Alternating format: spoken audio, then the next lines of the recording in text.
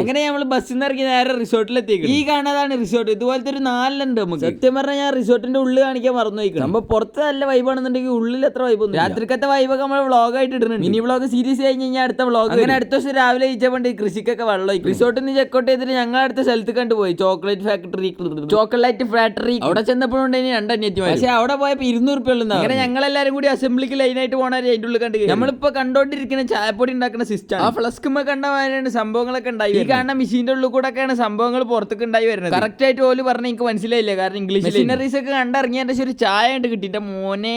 എന്റെ ജീവിതത്തിൽ എത്രയും നല്ല ചായ വേറെ ഓടുന്നു കുടിച്ചിട്ട് അമ്മ ഉണ്ടാക്കി തരണോ. ഈ കാണുന്ന ആൾക്കാർ മുഴുവൻ നമ്മളിപ്പോ വന്നു. എല്ലാവരും സാധനം നോക്കണും അങ്ങനെ തിരക്കില്ല. പക്ഷെ നമ്മളെ തിരക്ക് ഇതിമല്ലേ. നമ്മള് താഴത്തെത്തിപ്പോ ഓലോലോ പണി നോക്കി നമ്മൾ പിന്നെ പണ്ട സിഗ്മ ഉണ്ടായിട്ട് വൈത്തല പോകാൻ. നമ്മൾ നേരത്തെ കയറി ചായപ്പൊടി ഫാക്ടറിയിലാണെങ്കിൽ ഇപ്പൊ ചോക്ലേറ്റ് ഫാക്ടറി. അവന് നാളെ റെസ്റ്റ് കൊടുക്കണ്ടേ. അവിടുത്തെ സാമ്പിൾ ചോക്ലേറ്റും കഴിച്ചാൽ നമ്മൾ നേരെ പുറത്ത് കണ്ടിറങ്ങി. അപ്പൊ നോക്കിയപ്പോ ഒരു ചങ്ങായി വയർമ തൂങ്ങിയിരുന്നു. ബാക്കി അടുത്ത വീഡിയോയിൽ.